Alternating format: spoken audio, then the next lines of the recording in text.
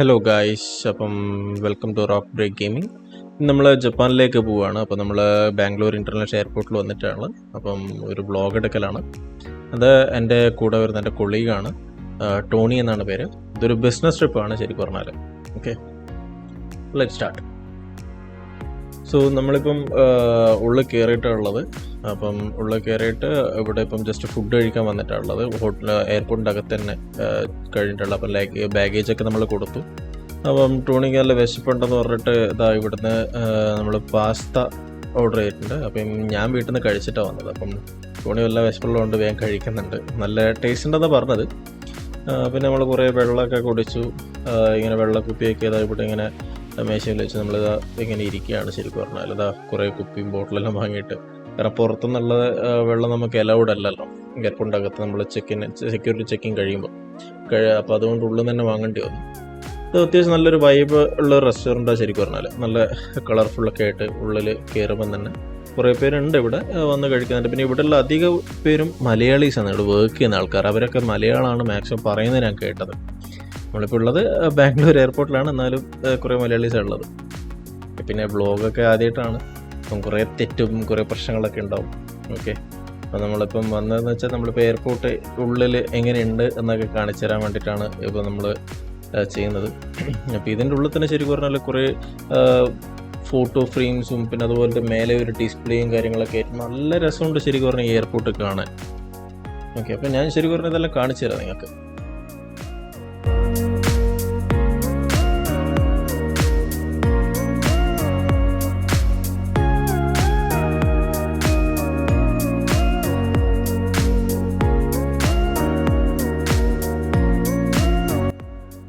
അപ്പോൾ ഞാൻ പറഞ്ഞ പോലെ ഇത് കണ്ടില്ലേ, ഇപ്പം ഇവിടെ മേലെ ഡിസ്പ്ലേ ഒക്കെ ഉണ്ട്. അപ്പം ഈ ഡിസ്പ്ലേ എനിക്ക് ഭയങ്കരമായിട്ട് ഇഷ്ടപ്പെട്ടു ശരിക്കും പറഞ്ഞാൽ.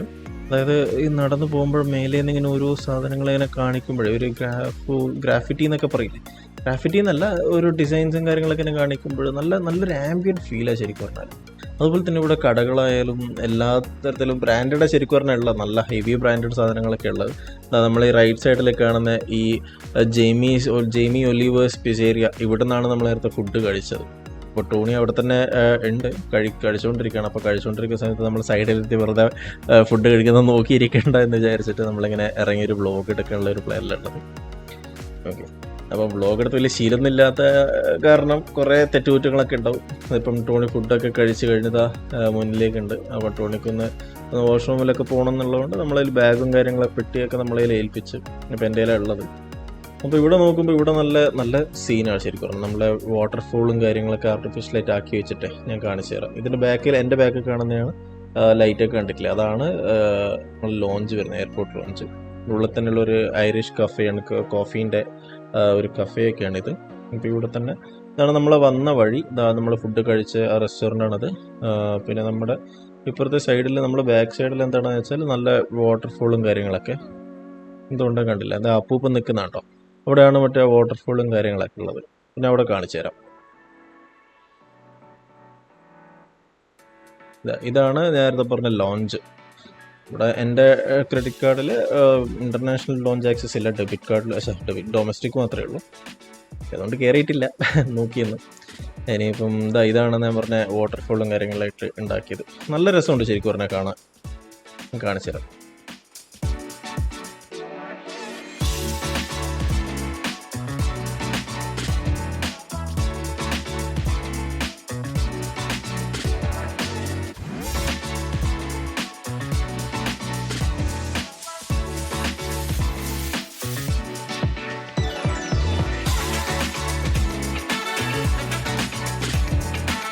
അതുപോലെ തന്നെ നമ്മുടെ ഇപ്പുറത്തെ സൈഡിൽ വന്നാലോ പിന്നെ സൂമൊക്കെ ചെയ്ത് കാണിച്ചാൽ അതാ ഇവിടെ വന്നിട്ട്.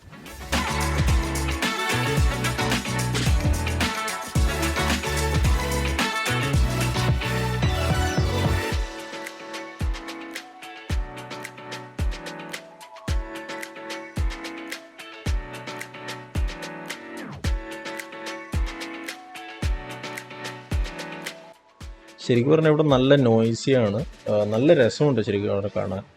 അവിടുന്ന് നമ്മളിങ്ങനെ ഫ്ലൈറ്റിന് വെയിറ്റ് ചെയ്യുന്ന സമയത്തൊക്കെ നിന്ന് ഇങ്ങനെ കണ്ടിരിക്കാനും കാര്യങ്ങളൊക്കെ നല്ല രസമാണ്. പല ആൾക്കാരും പല സീനും കാര്യങ്ങളൊക്കെ ആയിട്ട് നല്ലൊരു ഭയങ്കര ഇതിപ്പോൾ രാത്രി 1 മണിയാണ് 1:30 എന്നിട്ടും ഭയങ്കര ആക്റ്റീവാണ്, ആൾക്കാർക്ക് ഇഷ്ടം പോലെ ഉണ്ട്. അങ്ങനെ ഉറക്കം തൂങ്ങി നടക്കുക അങ്ങനത്തെ പ്രശ്നങ്ങളൊന്നുമില്ല. നമ്മളിതാ ടോണിയുടെ ബാഗും ട്രോളി ബാഗും പിടിച്ച് മറ്റേ ഒരു ബോട്ടിൽ വെള്ളം നമ്മൾ കളയില്ല, കാരണം അത്യാവശ്യം നല്ല എക്സ്പെൻസീവാണ്. എയർപോർട്ടിൻ്റെ അകത്ത് 70 രൂപയാണ് ഒരു 500 ml, അതായത് 1 ലിറ്റർ അല്ല, 500 ml ബോട്ടിലിന് 70 റുപ്പീസാണ് എയർപോർട്ടിൻ്റെ ഉള്ളിൽ. പുറത്തുനിന്ന് കൊണ്ടുവരാൻ പറ്റില്ല, വേറെ വഴിയില്ല, നല്ല ദാഹമാണ്, ചൂടൊക്കെ അല്ല. അതുകൊണ്ട് ഇതാണ് എൻ്റെ ബാക്ക് കാണുന്നതാണ് ഇൻ്റർനാഷണൽ എയർപോർട്ടിൻ്റെ നമ്മുടെ വെയിറ്റിംഗ് ഏരിയ വരുന്നത്. ഇനി നമ്മൾ ഗേറ്റും കാര്യങ്ങളൊക്കെ അപ്പുറത്താണ്, അവിടത്തേക്ക് നമ്മളിപ്പം പോകുമ്പോൾ കാണിച്ചു തരാം എന്തൊക്കെയാണുള്ളതെന്ന്. ഈ ചുറ്റും കാണുന്നത് ഇതാണ് നമ്മൾ വന്നിട്ടുള്ള ഇവിടെ ഷോപ്പ്. മേലുള്ള ലോഞ്ച്, മേലത്തെ ഫ്ലോർ, അതായത് ഫസ്റ്റ് ഫ്ലോർ ഫുള്ള് ലോഞ്ചാണ്. ലോഞ്ച് എക്സിൻ്റെ ഫുഡും കാര്യങ്ങളൊക്കെ. അതിപ്പോൾ നമുക്ക് കയറാൻ പറ്റാത്തതുകൊണ്ട് വേറെ വഴിയില്ല. ഓക്കെ, അപ്പോൾ നമ്മളിവിടെ ഇങ്ങനെ ടോണീനെ കാത്ത് നിൽക്കുകയാണ്. ഇതാവും എന്നൊന്നും അറിയില്ല, നല്ല ക്ഷീണമുണ്ട് ശരിക്കും പറഞ്ഞില്ല ആ സമയത്തൊക്കെ. പിന്നെ നമ്മളിങ്ങനെ ഓരോ സംസാരിച്ച് ബ്ലോഗിൽ എനിക്കെന്താ പറയേണ്ടതെന്നൊന്നും വലിയ പിടിപാടൊന്നുമില്ല. അതുകൊണ്ട് മാക്സിമം ഇങ്ങനെ സംസാരിക്കും. പിന്നെ എല്ലാം മാക്സിമം കാണിച്ചു തരാമെന്ന രീതി. ഇപ്പം കുറേ പാർട്ടായിട്ട് അവിടെ നിന്നൊക്കെ ഇപ്പം പോയിട്ട് കുറേ വീഡിയോ എടുക്കണം എന്നല്ല, അപ്പോൾ അതൊക്കെ ഓരോ പാർട്ടായിട്ട് ആഡ് ചെയ്യണം. പാർട്ട് 1 പാർട്ട് 2 എന്ന രീതിയിൽ ആഡ് ചെയ്യണം എന്നാണ് പ്ലാൻ ഉള്ളത്. അപ്പം ഇത് ജസ്റ്റ് പാർട്ട് 1 ആയിട്ട് പോകുന്നു. ഇനിയിപ്പോൾ അടുത്തത് അറിയില്ല, ഇനിയിപ്പോൾ അവിടെ പോയിട്ട് നോക്കാം എന്താ അവസ്ഥ എന്നൊക്കെ. അവിടെ നമ്മളൊരു 2 മണി, ഉച്ചയ്ക്ക് 2 മണിയാകുമ്പോഴാണ് എത്തുക. അപ്പോൾ നമ്മളൊരു ജെറ്റ് ലാഗ് എന്തായാലും വരും, ടൈം സോൺ ഡിഫറൻസ്. അതായത് നമ്മളെ ഇവിടത്തേനേക്കാളും ഒരു 3.5 മണിക്കൂർ കൂടുതലാണ്. അതായത് ഇവിടെ ഇപ്പം രാത്രി 10 മണിയാണെങ്കിൽ, രാത്രി വേണ്ട, ഉച്ചക്ക് 12 മണിയാണെങ്കിൽ അവിടെ ജപ്പാനിൽ ഉച്ച 3:30 ആയിരിക്കും. ആ രീതിയിലാണ് ടൈം ഡിഫറൻസ് വരുന്നത്. അത് വേൾഡിൽ തന്നെ ഏറ്റവും ഫസ്റ്റ് സൂര്യൻ ഉദിക്കുന്ന ഒരു സ്ഥലം ജപ്പാനാണെന്നാണ് ഞാൻ കേട്ടത്. എത്രത്തോളം സത്യമാണെന്ന് അറിഞ്ഞൂടാ, അങ്ങനെയാണ് കേട്ടത്. ഓക്കെ, നമ്മൾ ഇതാണ് എയർപോർട്ടിനെ കുറിച്ച് ഡീറ്റെയിൽ ആയിട്ട് കാണിച്ചു തരാം, എങ്ങനെയാണ് എന്തൊക്കെയാണ് എന്നൊക്കെ ഉള്ളത്. നല്ല കളർഫുള്ളൊക്കെയാണ്.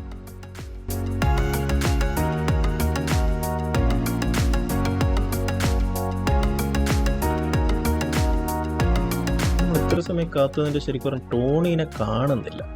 കുറേ സമയം അത്യാവശ്യം ഇവിടെ വെയിറ്റ് ചെയ്ത് നിൽക്കുന്നു. ഒരാളെ കണ്ടല്ലോ അവിടെ ലോഞ്ചിലൊക്കെ കയറി വെറുതെ ഇരിക്കുന്നു. എനിക്ക് ശരിക്കും പറഞ്ഞാൽ ഇങ്ങനെ സംസാരിക്കാനൊക്കെ ഭയങ്കര മടിയാണ്. അതായത് എന്താ പറയുക, പബ്ലിക്കിൽ നിന്നിട്ട് ഇങ്ങനെ സംസാരിക്കുക, സ്റ്റേജിൽ കയറിയിട്ടല്ല, ഇങ്ങനെ പബ്ലിക്കിൽ കയറി സംസാരിക്കാനൊക്കെ ഭയങ്കര മടിയാണ്. അപ്പോൾ നമ്മളിനി ടോണീൻ്റെ കൂടെ ഇങ്ങനെ നടന്ന് പോവുകയാണ്. നമ്മളിനി ഗേറ്റിൻ്റെയൊക്കെ അങ്ങോട്ടേക്ക് പോവുകയാണ്. അപ്പം നമ്മുടെ ഫ്ലൈറ്റിൻ്റെ സമയം 2:30 ആ ടൈം, 2:35 AM ആണ്. നമ്മളെന്തായാലും അങ്ങോട്ടേക്ക് പോയിട്ട് അവിടെ എന്താ അവസ്ഥ എന്നൊക്കെ നോക്കാൻ വേണ്ടിയിട്ട് പോവാം. അപ്പോൾ ഇതൊക്കെയാണ് മറ്റേ കഫേയും കാര്യങ്ങളൊക്കെ ഉള്ളത്. നമ്മളിപ്പോൾ നേരെ ആ ടെലിഫോൺ ബൂത്തൊക്കെ കണ്ടവരുണ്ട്. അപ്പോൾ അതിൻ്റെ അപ്പുറത്തുള്ള അതിലേക്ക് ആ ഗേറ്റ് വഴി നമുക്ക് പോകേണ്ടത്. നമ്മൾ ഈ ബൂത്തൊക്കെ ഉണ്ടല്ലോ, പഴയ സിനിമയിലൊക്കെ കാണുന്ന ഒരു മൂവിയിൽ ഒരു സെറ്റൊക്കെ ആക്കുമല്ലോ, നമ്മൾ സിനിമയിൽ സെറ്റൊക്കെ വെക്കൂലേ, അതുപോലെ ടോണി എന്തൊക്കെ ഫോട്ടോ ഒക്കെ എടുക്കുന്നുണ്ട്. ടോണി അത്യാവശ്യം നല്ല രീതിയിൽ ഫോട്ടോ എടുക്കും, ഭയങ്കരമായിട്ട് സോഷ്യൽ സ്റ്റേറ്റസ് കീപ്പ് ചെയ്യുന്ന ഒരാളാണ്. അപ്പോൾ ഇതിൽ നമ്മുടെ ഫ്ലൈറ്റ് എന്ന് പറയുന്നത് ജപ്പാൻ എയർലൈൻസ്, അതാണ് നമ്മുടെ ഫ്ലൈറ്റ്. ജപ്പാൻ എയർലൈൻസ് 754, അതാണ് നരീത എയർപോർട്ടിലേക്ക് പോകുന്നത്.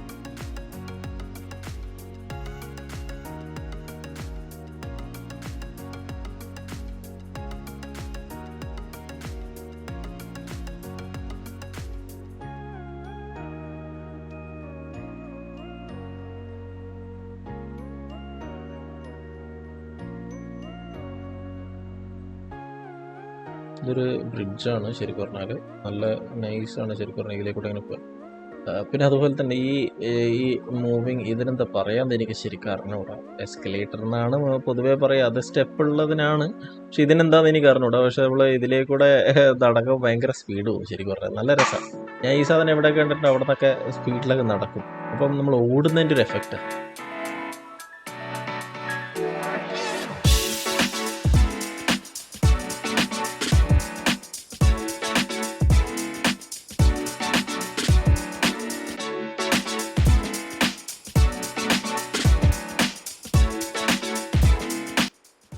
ഇപ്പോൾ നമ്മൾ ഗേറ്റിലേക്ക് എത്താൻ കുറേ സമയം എടുക്കുന്നുണ്ട്. അത്യാവശ്യം സ്ലോയിലാണ്. അപ്പോൾ മുന്നിൽ ആൾക്കാരുള്ളതുകൊണ്ട് നമുക്ക് നടക്കാൻ പറ്റാത്തത്, ബ്ലോക്ക്ഡാണ്. നമ്മൾ കഴിഞ്ഞ് ഒടുവിൽ നടന്ന് നമ്മളെ ഗേറ്റിൻ്റെ അടുത്തേക്ക് പോവുക. ഫ്ലൈറ്റ് സമയമായാൽ കയറുക, അവിടെ ഇറങ്ങുക, നോക്കാമല്ലോ. ഇതിൽ എന്തൊക്കെ കവർ ചെയ്യാൻ പറ്റുമെന്ന് എനിക്ക് അറിഞ്ഞൂടെ, നോക്കട്ടെ മാക്സിമം എടുക്കാൻ പറ്റുന്നതൊക്കെ. കാരണം ഞാൻ പറഞ്ഞില്ല, എനിക്ക് ആ ഒരു വിയേർഡ് ഫീലിംഗ് ഉണ്ട് ആൾക്കാരെ അടുത്ത് വന്നിട്ട് വീഡിയോ എടുക്കാനും സംസാരിക്കലൊക്കെ. വീണ്ടും ടോണിയുടെ കൈക്ക് ചെറിയൊരു പ്രശ്നമുള്ളത് നമ്മൾ ഇതും വലിച്ച് നടക്കുകയാണ്. കൈ സർജറിയൊക്കെ ചെയ്തിട്ട് എന്തോ കത്തി ഉണ്ടെന്ന് മുറിഞ്ഞിട്ട് നിരവ് സെപ്പറേറ്റ് ആയിപ്പോയി. അതുകൊണ്ട് സർജറി 2 മാസം സർജറി ചെയ്തിട്ട് അപ്പോൾ കൈയൊക്കെ കിട്ടിയിട്ടുള്ളത്. So bye bye Bangalore, we are coming to Japan. ഇപ്പോൾ ടോണിയോട് നമ്മൾ ചോദിച്ചു നോക്കാം എവിടത്തേക്കാണെന്ന് ചോദിച്ചു നോക്കാം.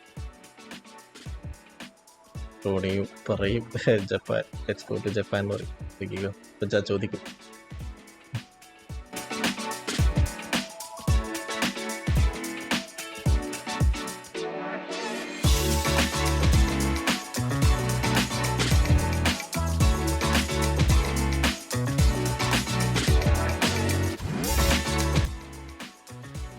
നമ്മളങ്ങനെ നരീത്ത എയർപോർട്ടിലേക്ക് ലാൻഡ് ചെയ്തിരിക്കുകയാണ് ഗൈസ്. അതുകൊണ്ട് ഒരു ഫ്ലൈറ്റൊക്കെ പറന്നു പോകണം.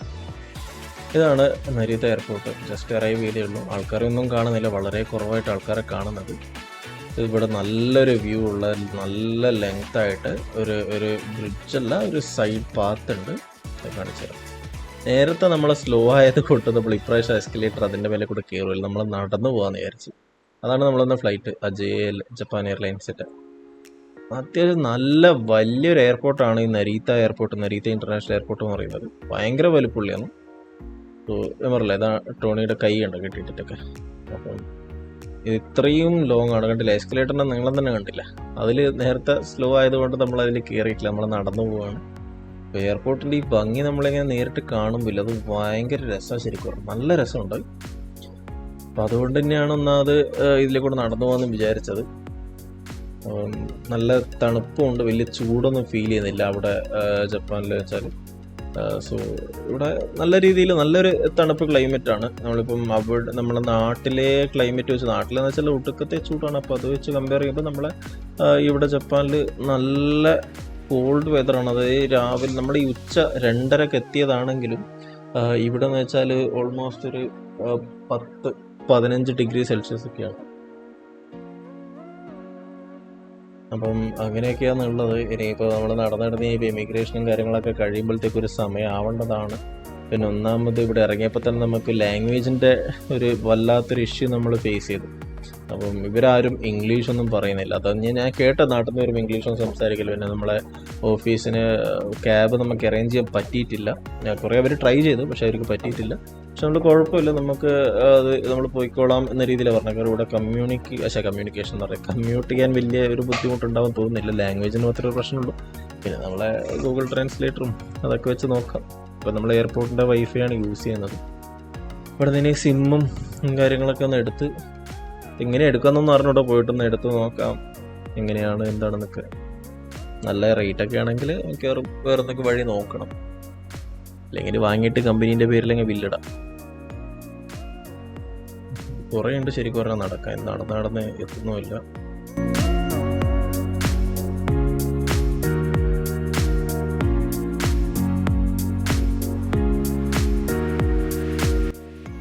ഹോണ്ടയുടെ ഒരു കുഞ്ഞു വണ്ടി.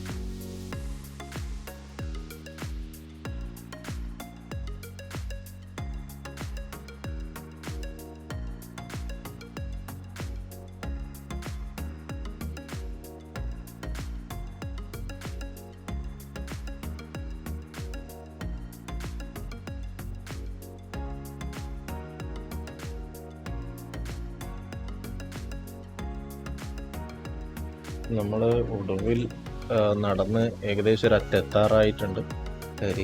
ഇതിൻ്റെ അപ്പുറം എന്താണെന്ന് അറിയില്ല. ഇമിഗ്രേഷൻ നമ്മൾ ഇതുവരെ കഴിഞ്ഞിട്ടില്ല. നമ്മൾ ജസ്റ്റ് ഫ്ലൈറ്റ് ഇറങ്ങിയിട്ട് നമ്മുടെ കയ്യിലുള്ള ക്യാരിങ് ലഗേജ് മാത്രം എടുത്തുകൊണ്ട് ഇങ്ങനെ പോവുകയാണ്. ഇപ്പോൾ ഇമിഗ്രേഷൻ്റെ അവിടെ നല്ല തിരക്കാണോ എന്തായതാണെന്ന് അറിഞ്ഞുകൊണ്ട് പോയിട്ട് നോക്കാം. ഇനി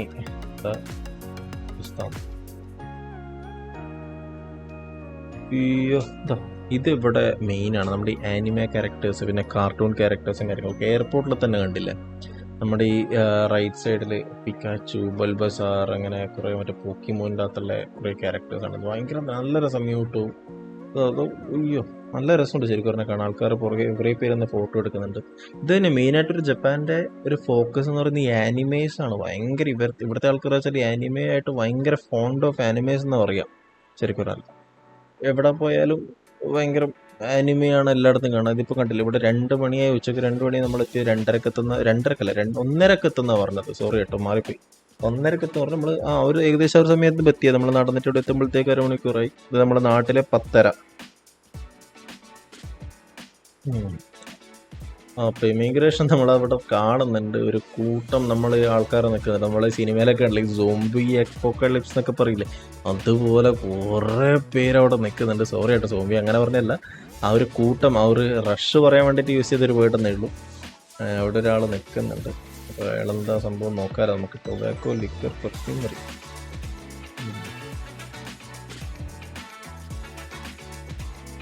അയാൾ നമ്മളോട് ഇങ്ങോട്ടേക്ക് പോകാനാണ് പറഞ്ഞത്. പിന്നെ നോക്കാം. ഇതിൽ മറ്റേ ഇതാണ് കേട്ടോ, ഒരു പാമ്പിനെ പോലെയുള്ള നമ്മുടെ ക്യൂ ആണ്. ഇതിലേക്കൂടെ നമ്മൾ സ്കാൻ ചെയ്തിട്ട് നമ്മൾ ജസ്റ്റ് ഒന്ന് അപ്പുറത്തെ ക്രോസ് ചെയ്തിട്ട് ഇമിഗ്രേഷൻ്റെ ക്യൂ ആണ് അവിടെ കാണുന്നത്. ശരിക്കും പറഞ്ഞാൽ ഭയങ്കര വലിയൊരു ക്യൂ ആയിട്ടാണ് കാണുന്നത്. അയ്യോ, നമ്മൾ ഇവിടുന്ന് ക്രോസ് ചെയ്തിട്ട് അവിടെ നിന്നൊരു പേപ്പറൊക്കെ തരുന്നുണ്ട്. ജപ്പാൻ പാസ്പോർട്ടും ഫോറിനർ പാസ്പോർട്ടിൻ്റെ ഒരു പേപ്പർ ഫില്ല് ചെയ്യാനൊക്കെ പറയുന്നുണ്ട്. അപ്പോൾ നമ്മളും അവിടെ പോയിട്ടൊന്ന് ഫില്ല് ചെയ്യണം. ഇമിഗ്രേഷൻ എന്തോ ഒരു സാധനമാണ്. ഇപ്പോൾ QR കോഡൊക്കെ ചോദിച്ചായിരുന്നു. നമുക്കതൊന്നും ഇല്ല. നമ്മൾ പോയിട്ട് ആ പേപ്പറിൽ ഇനി എഴുതണം. ഓക്കെ, അപ്പോൾ നമ്മളത് എഴുതി ഇമിഗ്രേഷനൊക്കെ കഴിഞ്ഞിട്ട് നമുക്ക് ബാക്കി നോക്കാൻ തോന്നുന്നു. കാരണം വീഡിയോ എടുക്കലും, ഒരു കൈ കൊണ്ട് വീഡിയോ എടുക്കലും ലഗേജും എഴുതലും എല്ലാം കൂടി ആവില്ല. ഒരു പേപ്പർ തന്നിട്ടുണ്ട് നമ്മുടെ കയ്യിൽ. ഇനി ഇത് പോയിട്ട് അവിടെ നിന്ന് ഫില്ല് ചെയ്തിട്ട് വേണം ബാക്കി നമുക്ക് നോക്കാൻ എന്താ വേണ്ടതെന്ന്. വേണ്ടില്ലേ, ഞാൻ പറഞ്ഞില്ല പാമ്പ് പോലത്തെ ക്യൂ ആണെന്ന്. ഇതൊക്കെ ഫില്ല് ചെയ്ത് ഇമിഗ്രേഷൻ കഴിഞ്ഞിട്ട് നമുക്ക് നോക്കാം അടുത്ത അവസ്ഥ എന്താണെന്നുള്ളത്. പുറത്ത് എത്ര മണിക്ക് എത്തും എന്നൊന്നും അറിയില്ല. മിക്കവാറും രാത്രിയാവാൻ ചാൻസ് ഉണ്ട്. ഇതുണ്ടല്ലോ ആൾക്കാർ ക്യൂ. നമുക്ക് ഇതെല്ലാം കഴിഞ്ഞിട്ട് നമുക്ക് കാണാം അല്ലേ.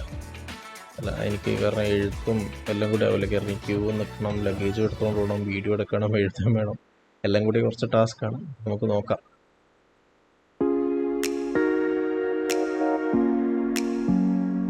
ഇതിൻ്റെ അകത്ത് എഴുതി എന്താണെന്ന് ഞാൻ കാണിച്ചു തരാം നിങ്ങൾക്ക്, കുറച്ചും കൂടി വ്യക്തമായിട്ട് കണ്ടിട്ടില്ല ഇമിഗ്രേഷൻ എന്തൊക്കെയാണെന്നുള്ളതാണ്. ഇതൊക്കെയാണ് നമ്മൾ ലാംഗ്വേജ്. 2 ലാംഗ്വേജ് ഉണ്ട്, ഇംഗ്ലീഷും ഉണ്ട് ജാപ്പനീസും ഉണ്ട്. അപ്പോൾ അതോടെ പോയിട്ട് നമുക്ക് ഫില്ല് ചെയ്യാം.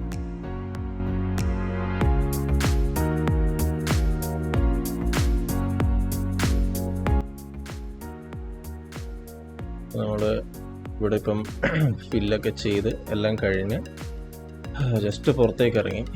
ഇവിടെ നിന്ന് ഒരു സിം എടുത്ത് നമ്മൾ സിമ്മിന് 5000 yen ആയത്. നമ്മുടെ ഇവിടെ ഒരു വെൻഡിങ് മെഷീൻ. ഈ വെൻഡിങ് മെഷീൻ്റെ അകത്ത് നമ്മൾ ക്യാഷ് ഇട്ട് നമ്മൾ 12 ദിവസത്തേക്കാണ് എടുത്തത്. 5000 yen ചെയ്തു. അതായത് നാട്ടിൽ 2500-600 രൂപ വെച്ചിട്ട് അവിടെ പൈസ ഇട്ട്, ഇവിടെ പൈസ ഇട്ട്, എന്നിട്ട് നമ്മൾ അവിടെ സെലക്ട് ചെയ്തിട്ടാകുമ്പം അവിടെ കാണിക്കും ഡീറ്റെയിൽസ്, നമ്മൾ എത്ര പൈസ ഇട്ടതെന്നൊക്കെ പറഞ്ഞ് കാണിച്ചിട്ട് ബാലൻസ് എത്ര. എന്നിട്ട് നേരെ താഴെ അവിടെ ഒരു സിം അപ്പം തന്നെ വരും ആക്ടിവേറ്റഡ് ആയിട്ട്.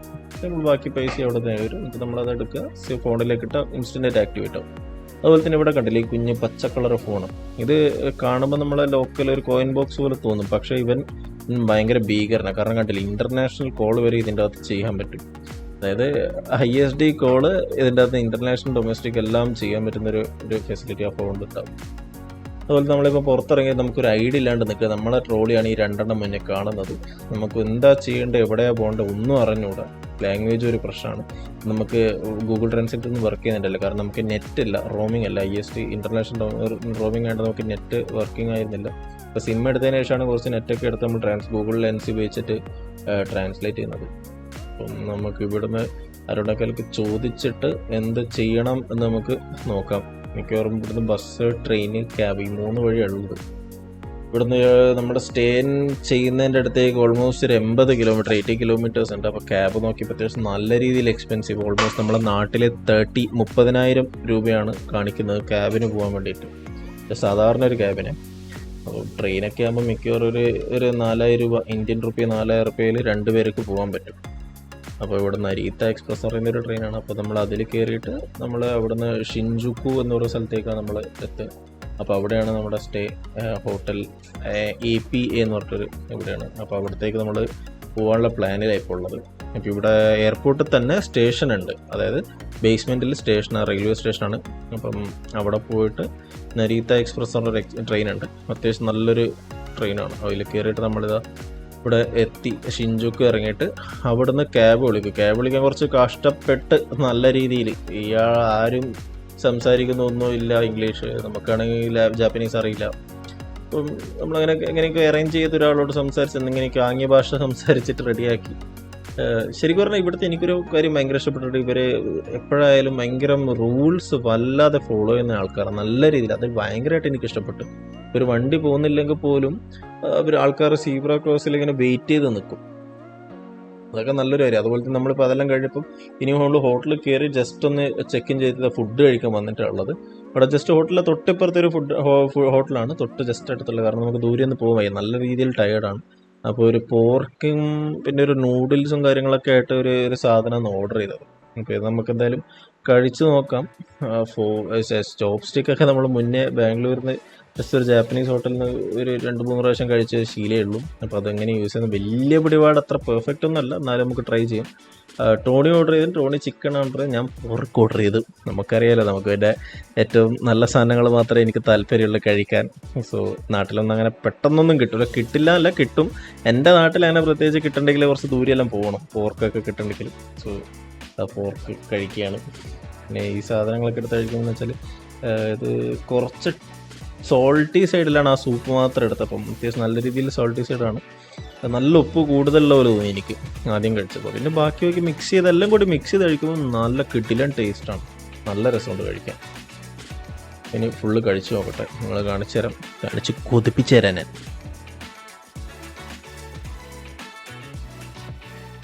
നമ്മൾ പോർക്കിൻ്റെ ഒരു പീസെല്ലാം എടുത്ത് ഞാൻ കഴിക്കണം എന്ന് നോക്കുന്നുണ്ട്. അപ്പോൾ നമ്മളതിൻ്റെ അകത്തൊരു ചെറിയൊരു പീസ് എടുത്തിട്ടുണ്ട്, നമ്മളെല്ലാം കൂടി മിക്സ് ചെയ്തിട്ട് കഴിക്കുന്നത്. അപ്പോൾ നല്ല ടേസ്റ്റ് ഉണ്ട് ശരിക്കും പറഞ്ഞാൽ. മീശമെല്ലാം കുറച്ചായിട്ടുണ്ട്, ഇതാണ് കുറച്ച് വളർന്നുള്ള പ്രശ്നം. നല്ല രസമുണ്ടായിരുന്നു. ആ പോർക്കിൻ്റെ ഏത് പീസാണെന്ന് വെച്ചാൽ പോർക്ക് റിബ്സാണ്. അപ്പം അത് ഒരു ഫുൾ പീസ് എടുത്ത് കഴിച്ചു നോക്കട്ടെ. എന്തായാലും ചോപ്പ് സ്റ്റിക്ക് എടുക്കാം. ഇത് കഴിഞ്ഞിട്ട് ചോപ്പ് സ്റ്റിക്ക് നമ്മളെടുത്ത് യൂസ് ചെയ്ത് നോക്കുന്നതായിരിക്കും. കണ്ടില്ല, പോർക്ക് റിബ്സാണത്. പോർക്ക് റിബ് അത് ഫുള്ള് നല്ല രീതിയിൽ ഫ്രൈ ചെയ്തിട്ടുണ്ട്, അത് കഴിച്ചു നോക്കാം ഫുള്ളായിട്ട്.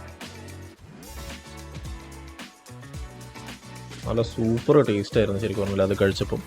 എനിക്ക് ഭയങ്കരമായിട്ട് ഇഷ്ടപ്പെട്ടത് പോർക്ക് റിബ്. അത് ബോൺലെസ് ആണ് ഫുള്ള് വരുന്നത്, ഭയങ്കര കിട്ടിലായിട്ട് വെന്തിട്ടുമുണ്ട്, നല്ല കുക്കാണ്, നല്ല രസമുണ്ടായിരുന്നു. ആ ക്രിസ്പി ഫ്ലേവർ പുറത്ത് വരുന്നൊരു ഔട്ടർ ചെറിയ രീതിയിൽ ക്രിസ്പി, നമ്മളെ ബ്രെഡ് ക്രംസ് ഒക്കെ വെച്ച് ചെയ്യുന്ന പോലത്തെ ഒരു സാധനമാണ്, പക്ഷെ അതല്ല. പക്ഷെ നല്ല ടേസ്റ്റ് ഉണ്ട്. അതിൽ പുറത്തെ ഒരു ലെയർ വരുന്നുണ്ട്, അകത്ത് നല്ല ഫ്ലഷ് വരുന്നുണ്ട്, നല്ല രീതിയിൽ രസമുണ്ടായിരുന്നു കഴിക്കാൻ. നമ്മളിത് ഫുള്ളായിട്ടൊന്ന് കഴിച്ച് നോക്കട്ടെ. ഇപ്പോൾ നിങ്ങൾക്ക് കാണിച്ചു തരാം, ചോപ്പ് സ്റ്റിക്ക് ഉപയോഗിച്ചിട്ട് ഞാൻ കാണിച്ചു തരാം. എൻ്റെ ഞാൻ പെർഫെക്റ്റ് ഒന്നല്ല, ചെറിയ രീതിയിലൊക്കെ എടുക്കുള്ളൂ. ഇനി ഇവിടെ നിന്നിട്ട് ഇനി പെർഫെക്റ്റ് ആവോ ഇല്ലയെന്നൊന്നും അറിയില്ല, എന്നാലും മാക്സിമം യൂസ് ചെയ്യാം.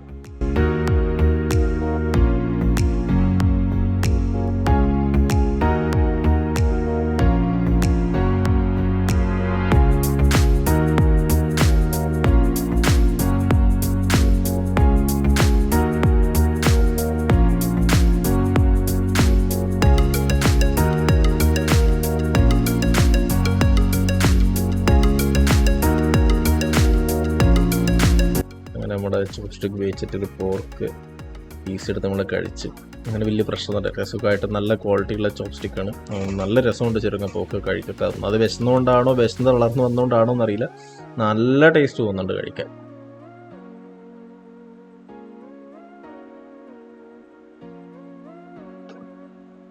കണ്ടില്ല ഞാൻ ചോപ്പ് സ്റ്റിക്ക് ഉപയോഗിക്കുന്നത്.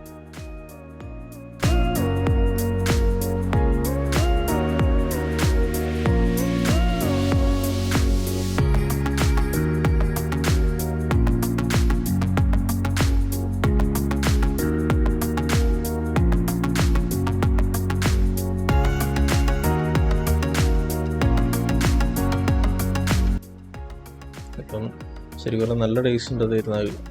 ഒരു മൊത്തത്തിൽ ഇപ്പോൾ ആദ്യത്തെ സ്റ്റാർട്ടിങ് എടുത്തപ്പോഴാണ് ആ ഒരു സോൾട്ട് ഉപ്പ് ഭയങ്കരമായിട്ട് തോന്നിയത്. പക്ഷേ അതിന് ശേഷം അങ്ങോട്ടേക്ക് പോകുമ്പോൾ ടേസ്റ്റ് മാറി നല്ലൊരു ഫ്യൂഷൻ ഡിഷ് എന്ന രീതിയിൽ നല്ല രസമുണ്ട് അത് കഴിക്കാൻ. ശരിക്കും പറഞ്ഞാൽ മൊത്തത്തിൽ മിക്സഡ് ആയിട്ട് കഴിക്കുമ്പോഴേ ആ സൂപ്പും ആ നൂഡിൽസും ആ വെജിറ്റബിൾസ് എല്ലാം കൂടി മിക്സായിട്ട് വരുമ്പം കിട്ടില്ല, ഒരു രക്ഷയില്ല പറയാൻ. വെറുതെ ശരിക്കും പറഞ്ഞ ആൾക്കാരെല്ലാം ജാപ്പനീസ് ഫുഡ് ഭയങ്കരമായിട്ട് ഇഷ്ടപ്പെടുന്നത്. ഈ ചോപ്സ്റ്റിക് കൊണ്ട് കഴിക്കാനും വേറൊരു ഫീലാണ്. അത് കഴിക്കുന്നതിൻ്റെ ഒരു ടേസ്റ്റിൻ്റെ ഒരു എക്സ്ട്രാ ബൂസ്റ്റ് കിട്ടുന്ന പോലെ തോന്നുന്നത്. ഒരു ജസ്റ്റ് ഒരു ഫീലിംഗ് ആണ്, പക്ഷെ നല്ല രസമുണ്ടായിരുന്നു അങ്ങനെ കഴിക്കാൻ. നല്ല വിശപ്പുണ്ടായിരുന്നു ഒന്നാമത്. ഇത് നിങ്ങളെ കാണിച്ച് കൊതിപ്പിക്കുകയല്ല, നല്ല വിശപ്പുള്ളതുകൊണ്ടാണ്.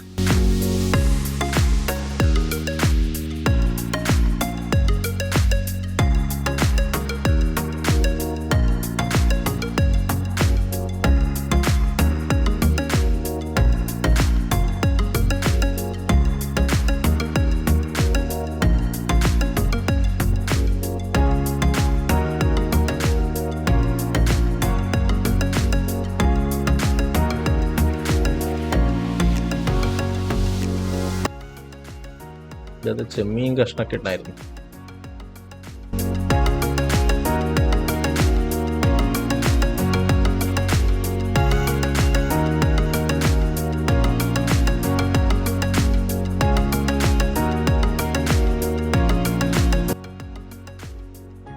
ഇതാണ് നമ്മുടെ ഹോട്ടൽ APA ഹോട്ടൽ ഷിൻജുക്കു ജിയോനോമി അങ്ങനെ എന്തോ പറഞ്ഞിട്ടാണ് പേരുള്ളത്. നമ്മുടെ പുറത്തെ ഈ ഒരു സമയത്ത് രാത്രി നല്ല ലേറ്റ് ആയിട്ടുണ്ട്. ഇപ്പം ഓൾമോസ്റ്റ് ഒരു 11-11:30 ആ റേഞ്ച് ആയിട്ടുണ്ട്. എന്നിട്ടും ഭയങ്കര വൈബ്രൻ്റ് ആണ്. സ്ട്രീറ്റ് ലൈറ്റ് ആയാലും ആൾക്കാരായാലും ട്രാഫിക് ആയാലും എല്ലാം മറ്റേ റാഷ് ഡ്രൈവിങ് അങ്ങനെ ഒന്നുമില്ല. നമ്മളെ ഹോട്ടലും അത്യാവശ്യം നല്ല രീതിയിൽ കാണാനും നല്ല രസമുണ്ട്. 10-14 ഫ്ലോർ ഉണ്ട്. അപ്പോൾ നമുക്ക് ഇനി ഹോട്ടലിലേക്ക് കയറാം. അപ്പോൾ ഇവിടെ മുന്നേ പാർക്ക് ചെയ്യുന്നൊക്കെ പറഞ്ഞിട്ടുണ്ട്. ഓട്ടോമാറ്റിക് ഡോർസൊക്കെയാണ്. നല്ല രീതിയിൽ ചെറിയൊരു റൂമാണ്, പക്ഷെ വളരെ ചെറിയൊരു റൂമാണ്. ഒരാൾക്ക് താമസിക്കാം, ലോങ് ഡേയ്സ് ഒക്കെ താമസിക്കാം, കുറേ ദിവസങ്ങൾക്ക് താമസിക്കാം. ഉള്ളിൽ തന്നെ ഒരു ചെറിയൊരു മിനി ഫ്രീസറല്ല, ചെറിയൊരു മിനി റെഫ്രിജറേറ്റർ ഉണ്ട്. പിന്നെ ഒരു TV. ആ TV-യിൽ തന്നെ നമ്മൾ ചെക്ക് ഔട്ടിൻ്റെ ഡീറ്റെയിൽസ് കാണിക്കും. ഒരു ഹോം പേജിൻ്റെ അകത്ത് വൈഫൈൻ്റെ പാസ്വേഡ് കാണിക്കും, വൈഫൈയുടെ പേര്, കറണ്ട് പുറത്തെ ക്ലൈമറ്റ്, അങ്ങനത്തെ സംഭവങ്ങളൊക്കെ കാണിക്കും. അപ്പോൾ റിസപ്ഷനിലായാലും അവർ കുറച്ചൊക്കെ ഇംഗ്ലീഷ് തപ്പി പറയല്ലാണ്ട് പെർഫെക്റ്റ് ആയിട്ടൊന്നുമല്ല. നമ്മൾ ലിഫ്റ്റ് കയറിയിട്ട് കണ്ടില്ലേ, 14 ഫ്ലോർ ഉണ്ട്. ലിഫ്റ്റ് കയറിയിട്ട് നമ്മുടെ 3ാമത്തെ ഫ്ലോറിലാണ് നമ്മുടെ റൂം വരുന്നത്.